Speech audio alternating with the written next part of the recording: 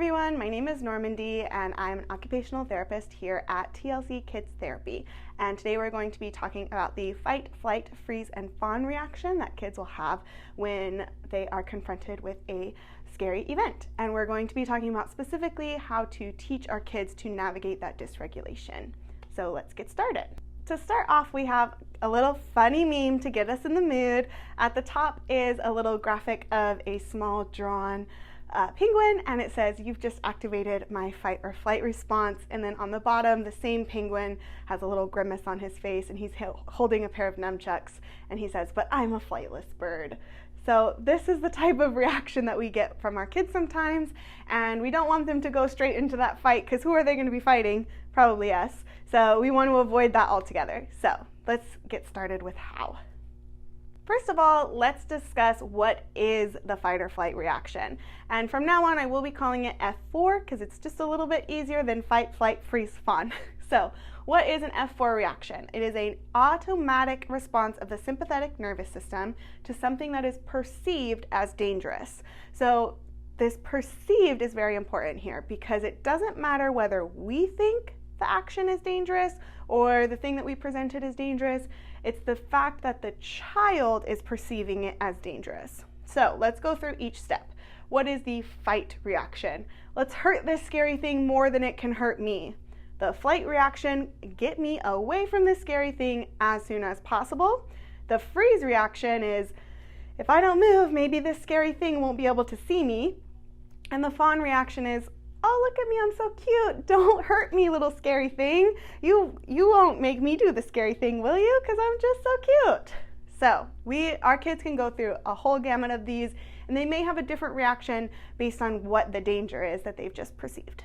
So what happens when the fight, flight, freeze, fawn, or F4 reaction is activated? First, we have a perceival of danger through sensory input. So that could be something visual. They've just seen the activity that you presented. It could be smell or an olfactory sensory experience. Maybe you've presented a novel food and the smell is just overwhelming. It could be a touch reaction. Maybe you gently touch them on the shoulder to get them to turn into the room that you're going towards. It could be an auditory reaction. Maybe they heard a baby crying or they heard a type of music that they don't like.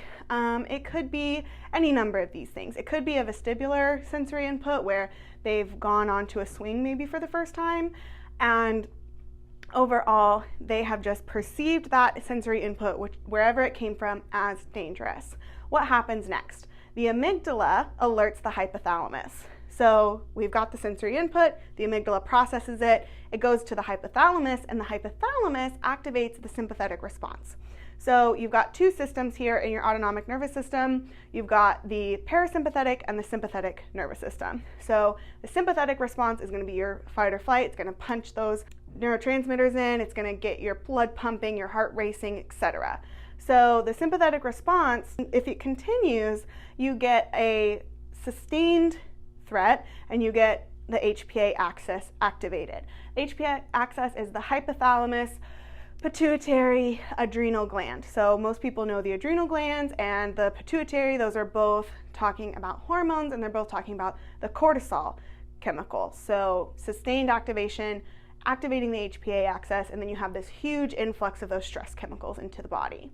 If you then have a removal of danger, you've activated the parasympathetic nervous system. So remove the danger, the child feels safe, they don't perceive any danger anymore, and the parasympathetic says, okay, we're gonna be done, we're rest and digesting, we are calming our heart rate, we're relaxing our muscles, etc.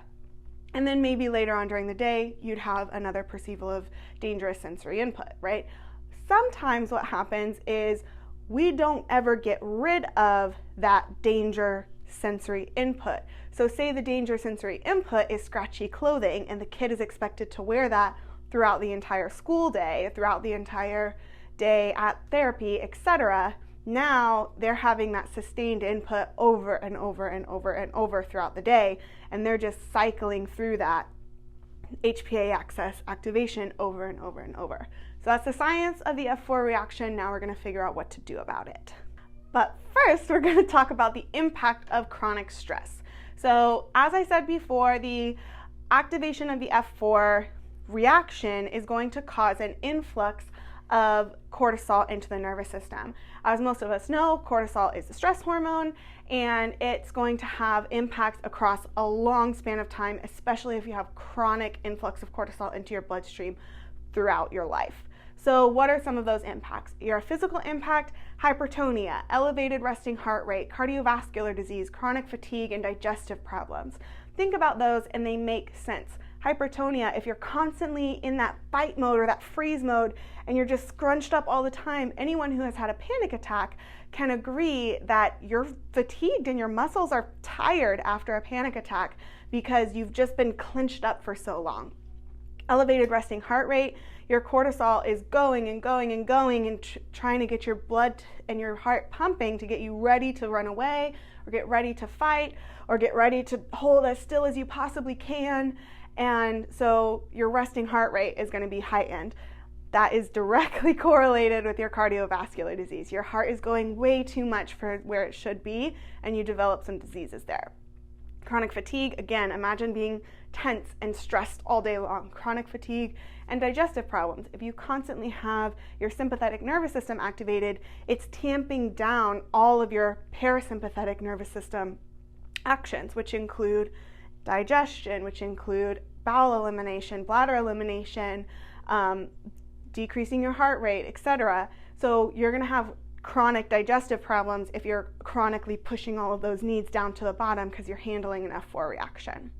What happens to your emotional side?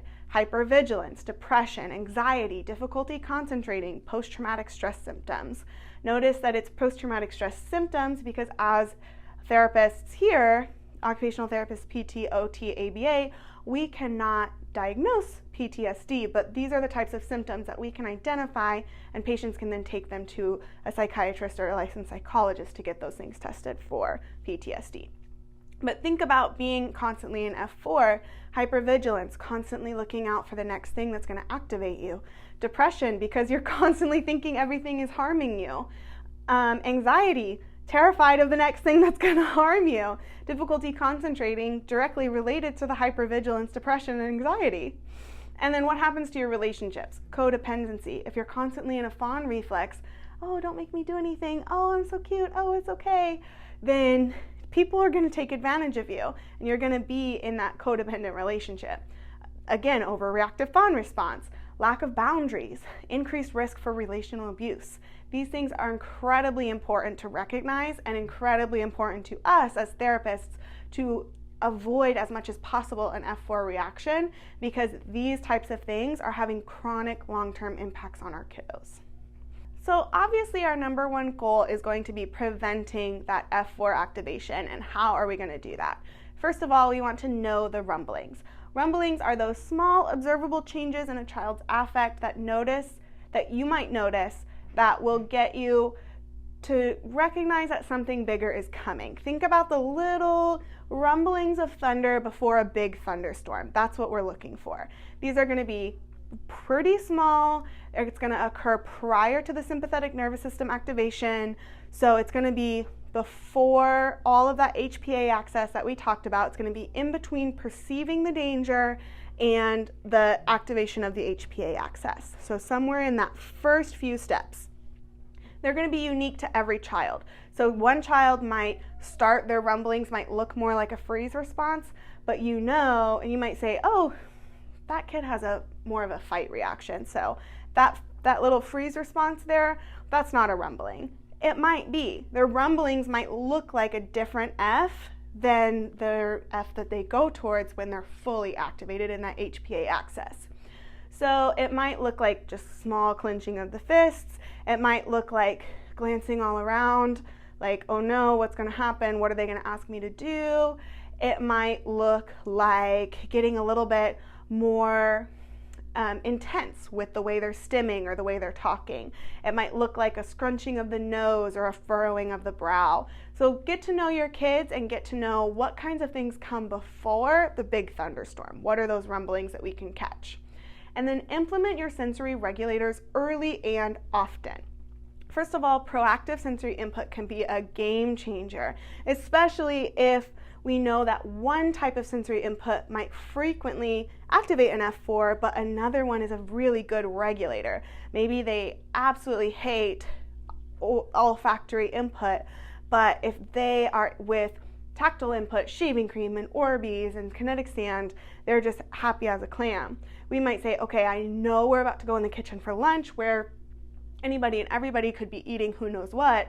Let's really overload the tactile system with all their happy juices first, and then they'll have that regulation that they need to go into a setting that you know is going to be more challenging for them.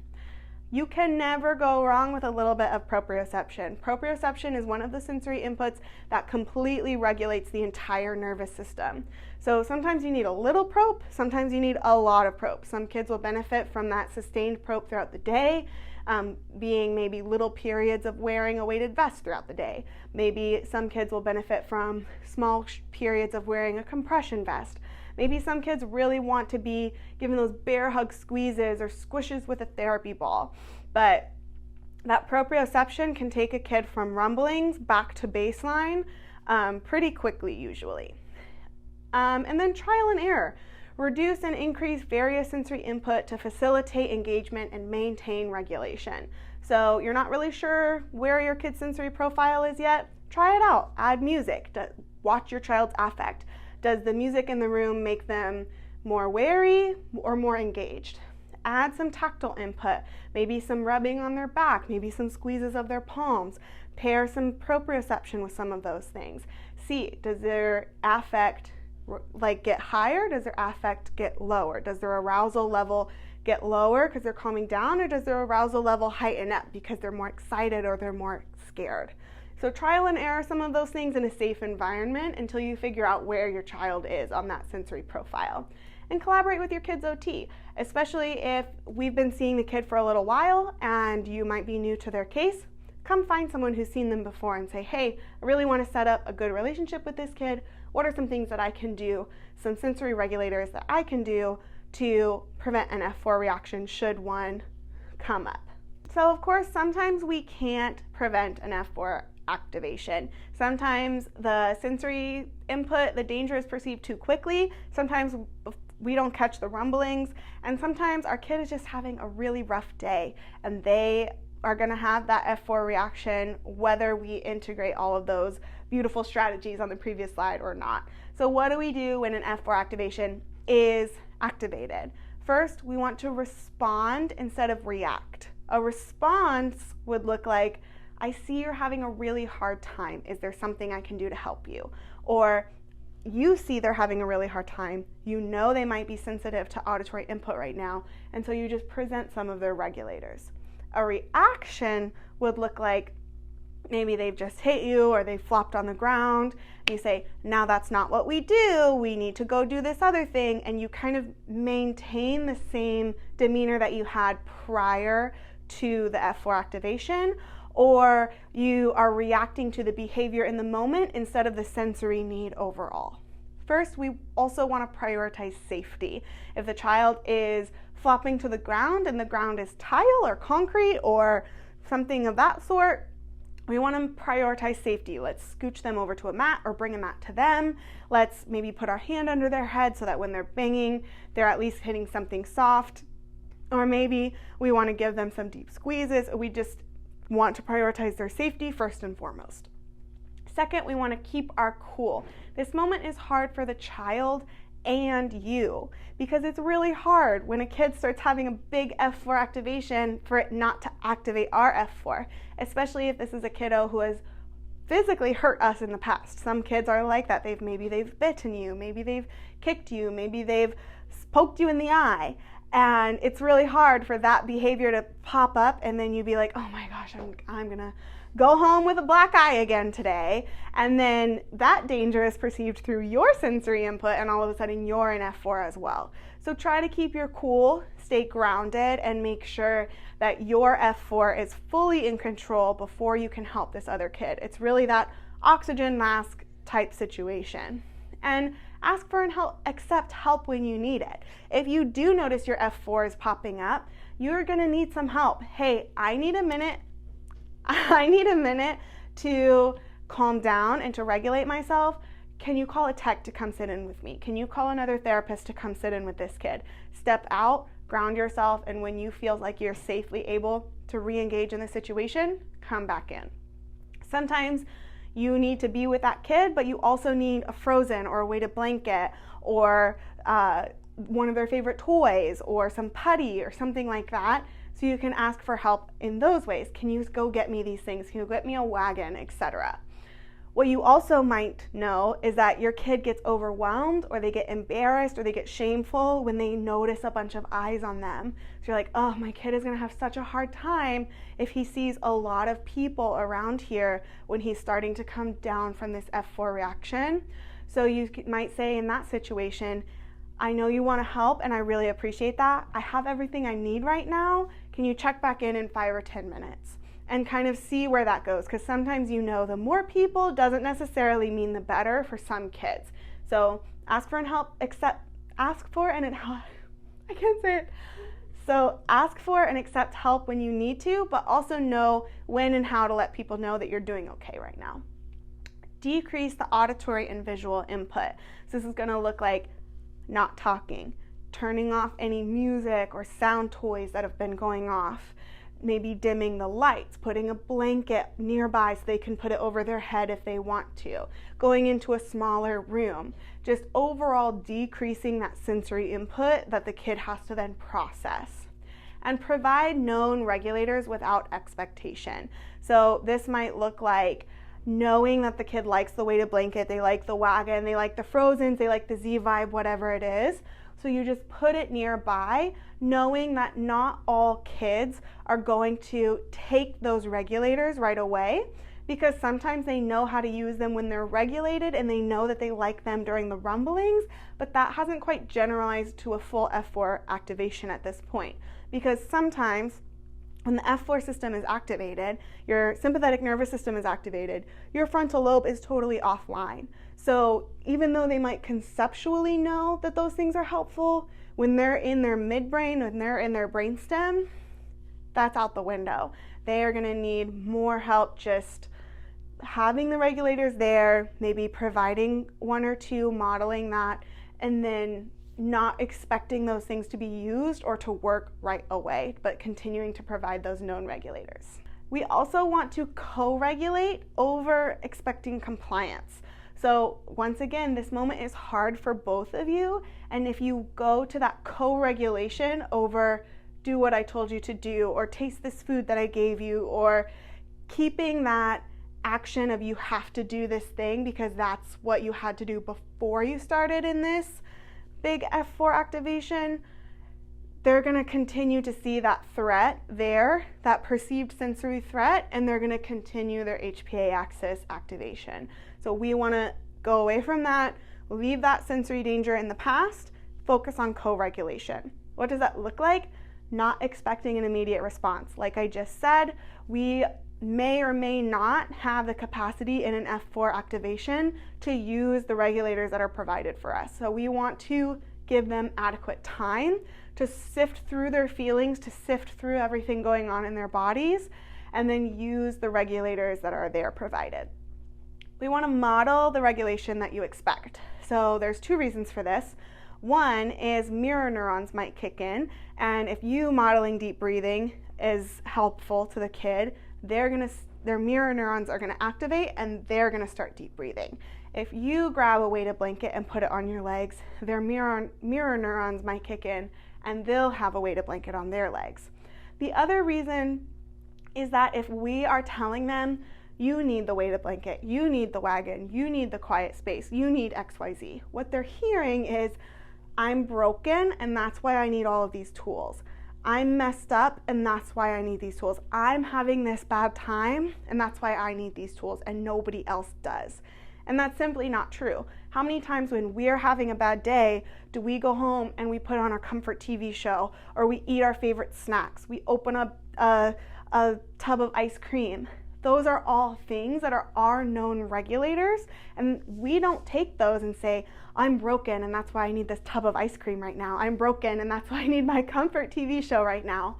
But that's what these kids are hearing us say when we say, here's your Frozen, here's your weighted blanket, use it if you want to. We want to model these things are helpful to all of us. Because how did we learn that ice cream helps us after a breakup? Your parents probably taught you, or your sister probably taught you, or your friends probably taught you. We need to be that person that says, weighted blankets are helpful, they're helpful for me too. Frozens are helpful, they're helpful for me too. That way the kid doesn't hear that messaging of, I'm broken and that's why I need these things. We also want to follow the child's lead. Their behavior will tell you what regulator they need. If they are headbanging and hitting and kicking and punching and biting, they need proprioception. So they need deep bear squeezes. They need squeezes up, down and up their arms and legs. They need the weighted blanket. They need to be pushing up against something heavy like a physio ball through a doorway or something like that.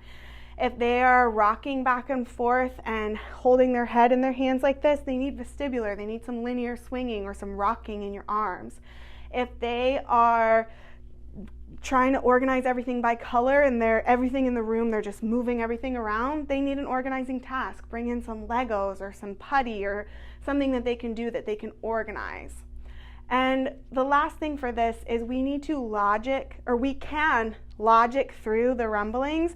If you catch this early enough and you say, oh, I can see that you're doing XYZ. Maybe we should take a break. Maybe we should do this other thing. Maybe if we listen to some music while we do this, it won't be so hard. But we can't logic through F4 activations. We need to love through F4 activations because once we're in an F4, our frontal lobe is offline and we need to regulate before we expect anything else.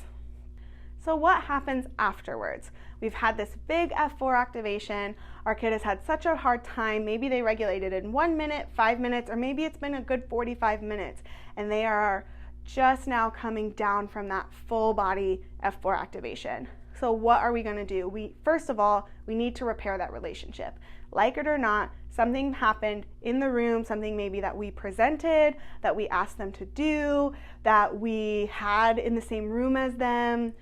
Something in that space activated their F4 actions or their reaction. This may or may not have been our fault. Maybe another kid was in the room and as they ran by, they tapped our friend on the shoulder. Our friend is super responsive to light touch and it blew into this F4 activation super quick. So that might not be our fault, right? But it activated an F4. Our child saw us as a safe person in that space and we didn't keep them safe. We activated, or their F4 was activated in that space, and therefore we didn't provide a situation of safety for that kid's perceptions. And so we need to repair that relationship and we need to reinstitute the idea that we are a safe adult and that they are safe with us. What does that look like? First, it looks like providing adequate time for recovery. This is going to take a lot longer than you think. So they're starting to come down, they're starting to feel better, they're starting to look around, see maybe they want to do something or the other, and you present the same task. Okay, now let's clean up. And they are back in full F4. That was too soon. We need to give them a lot of time. Also, we want to meet their basic physiological needs. So what happens in a sympathetic nervous system activation? All of that other stuff is tamped down. What are some of the most basic human needs? Using the bathroom and eating and rest. All of those have just been tamped down for however long it took them to be in that F4 activation. We want to provide them with some sort of food, some sort of drink. We need to see if they need to go to the bathroom or see if they need to be changed. And we want to give them a lot of time to rest. So this might look like taking it easy for the next couple of hours, taking it easy for the rest of your session, communicating to parents after the session that their kid might need a bit more time and a bit more rest before they're up to things like homework or cleaning their room or even sitting at the table with family for dinner time. We want to maintain that decreased sensory input. What does that look like? Stay in the small room, stay with the dimmed lighting, stay with the limited vocal adding to the situation, stay with your low, soothing, monotone affect, stay with those calming sensory systems for longer than you expect. And then we want to decrease the risk of reactivation. So all of these things will decrease the risk of reactivation, but the other thing is we need to be aware of what reactivation will do. If you start at a baseline of regulation, you start going up, you see these rumblings, it's really, if you catch them, it can be easy to go back down to your baseline. But once you're up here at the peak of your curve and you're at an F4 activation, you can no longer go backwards to baseline. You have to go down back to regulation. So you're up here in F4, you're coming down, you're starting to regulate, and if F4 is reactivated on the downslope, you go back up to the peak. You go straight back into that HPA axis, and what happens with your body that has already been flooded with cortisol that hasn't quite been gotten rid of because you're not back down to baseline, now you're at an even higher level of cortisol because you had baseline cortisol from your first F4. That's not gone yet. Now let's flood the system with more cortisol for your second F4, and then your third, and then however long you have. Kids have these multiple meltdowns throughout the day. Their cortisol levels are way up here by the end of the day. So we want to maintain ourselves way back at the bottom for our regulation before we start anything else that could be perceived as dangerous for that kid. And we want to prioritize play and connection. So first of all, play is always going to be at the level of competence. So if your kid has a goal for parallel play, you're not going to prioritize parallel play when you're rebuilding connection. You're going to go back to independent play, observer play, anything that's going to come before sensory play, gross motor play, etc. So we want to prioritize play and connection after an F4 activation. What does that look like? So how do we react following this? We want to prioritize play and connection. What does that look like? Presenting activities at their level of competence. If your kiddo has a goal for parallel play, for example, we don't want to jump straight back into parallel play after an F4 activation. We want to go to where their competence is. If their competence for, say, gross motor skills is static sitting on the surface, then we're going to let them static sit. We're not going to put them back on the trampoline or back on the swing unless that's where they're telling you they want to go, because we're not trying to challenge their body at this time. We're trying to regulate and maintain that regulation for a long enough time for their cortisol levels to go back to baseline. We want to provide co-regulating touch or physical connection if it's sought, and especially if the child's regulators are proprioception. So if you look up co-regulation online, what you're going to see is cuddles and squeezes and kisses and etc., holding hands, things like that. Those are all well and good if your child seeks that physical connection and if your child seeks that proprioceptive input. That's not always the case. Sometimes a kid's regulator or co-regulator is parallel play or info dumping or just being in the same space as someone without really doing anything. And so we can provide those co-regulation physical touch, but we can also look outside the box if that's not something that our child is responsive to. And then follow the child's lead. Again, their behavior will tell you when they're ready to be challenged again. If they're still really seeking some of that decreased sensory input, they're still hiding their head under the blanket, or they're still swaying side to side, or they're still saying go, go when you're in the wagon, things like that, they need more time to regulate. If they're popping up and looking around and saying hi to friends and asking for things that are typically more challenging for them, then they might be ready to be challenged again. So if you have any questions, go find your director, your clinical manager, your team lead, and every one of those people should have resources for you or a person that they can point you to if you need more information about F4 activation, preventing it, and helping our kids navigate their dysregulation. Thank you.